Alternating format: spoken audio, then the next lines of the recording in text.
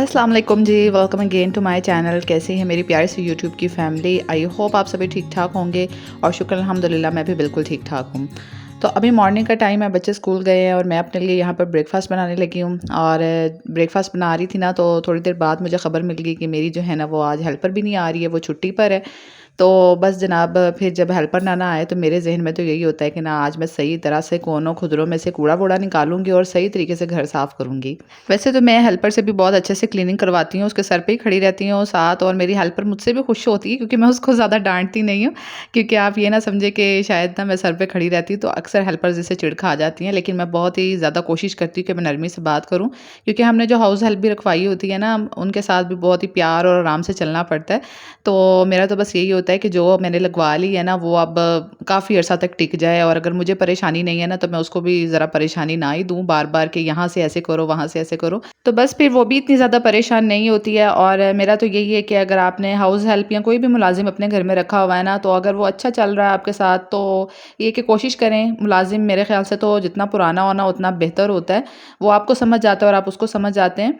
तो बस यही है कि मेरी जो हेल्पर है ना वो मुझे समझ गई है कि बाजी ने कहाँ-कहाँ आके ना मेरे सर पे खड़े हो जाना है और मैं उसको समझ गई हूँ कि इसने कहाँ-कहाँ से काम छोड़ के जाना है, तो मैं इसको ज़रा देख लूँ वहाँ पर जाके। और बाकी थोड़ी बहुत ऊँच-नीच जो होती है ना वो होती रहती है, हमारी तरफ से भी हो जाती है, और जो लाज़िम आप लोगों ने रखे होते हैं या जो भी हाउस हेल्प भी रखे होता है, तो उनसे भी हो जाती है। तो कोशिश किया करें कि बहुत जल्दी जो है ना मुलाज़िमों के ऊपर गुस्सा ना खाया करें एकदम से कि इसने ऐसे क्यों कह दिया।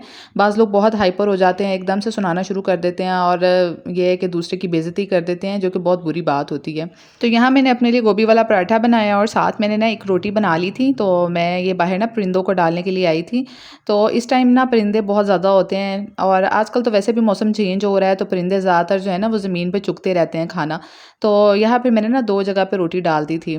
क्योंकि जब गर्मियाँ होती हैं ना तो उस टाइम पे परिंदे सिर्फ़ सुबह-सुबह के टाइम पे चुगते हैं, और फिर आपको पता है सारा दिन कितनी ज़्यादा धूप होती है, तो फिर पानी पीने के लिए बेचारे नीचे उतरते हैं। और बेचारे जो है ना वो घोंसलों में या साया होता है जहाँ पे ना ज़्यादातर परिंदे वहीं पर होते हैं। तो ये देखिए मैंने यहाँ डाला है ना, तो कितने जल्दी परिंदे आ भी गए हैं।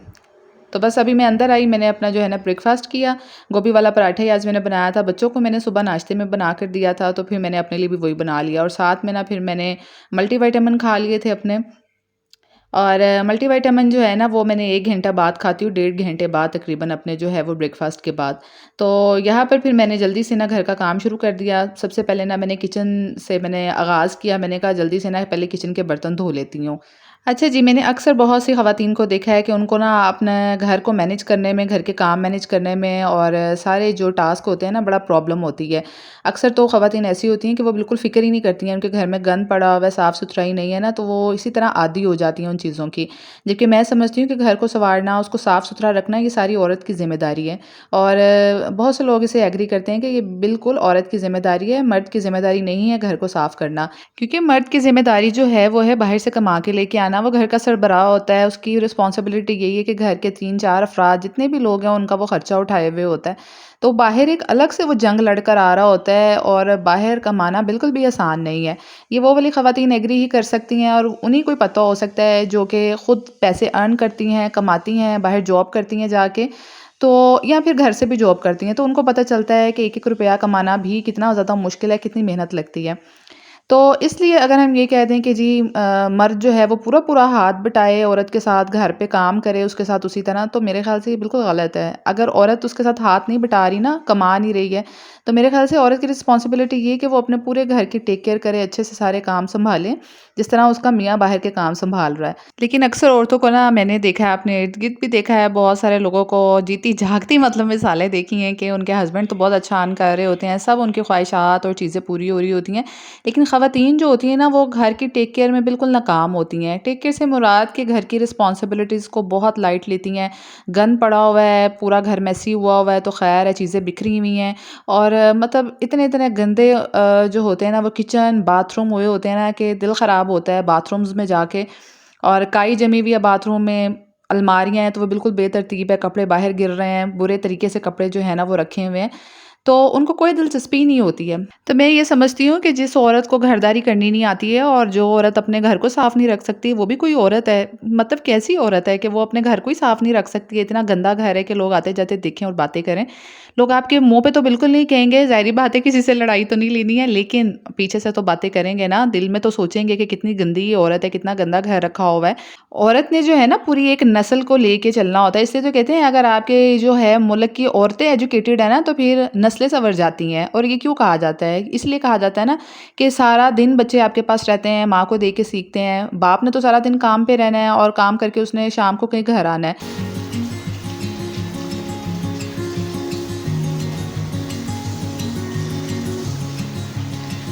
ख़ैर जी, इन बातों के साथ-साथ मैं आपको बताऊँ कि आज मैं ना बैंगन बना रही हूँ और मेरे बच्चों को ना ये सब्ज़ियाँ वग़ैरह थोड़ी-सी डिफ़रेंट-डिफ़रेंट स्टाइल में बना के दो ना तो बहुत खुश रहते हैं।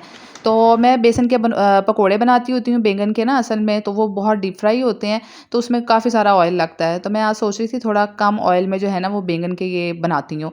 तो यहाँ पे मैंने 2 3-4 चम्मच तकरीबन बेसन ले लिया था और इसमें ना वही नमक, मिर्च, हल्दी डाल के हस्बे ज़ायक़ा और साथ में ना मैंने थोड़ा-सा सूखा धनिया और ज़ीरा भी कुटा हुआ डाल दिया था।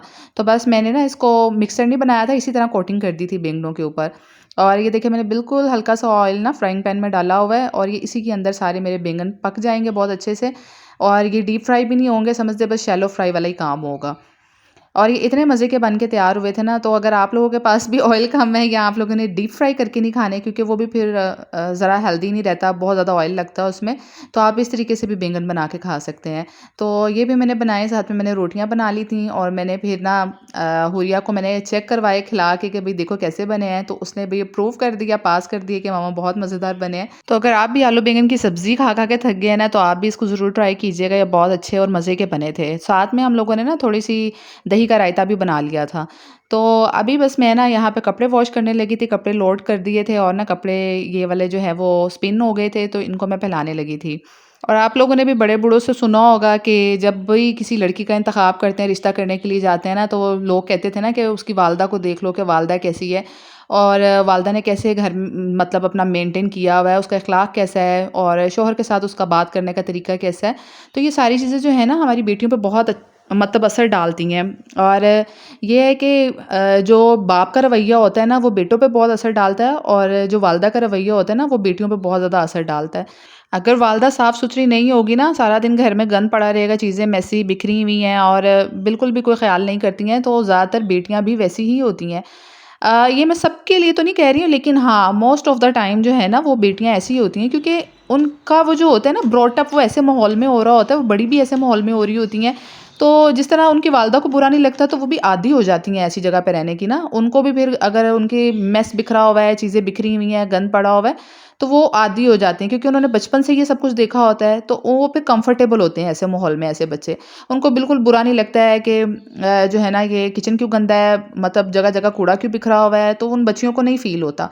तो फिर वो शादी के बाद भी वही कुछ ही मतलब कर रही होती हैं।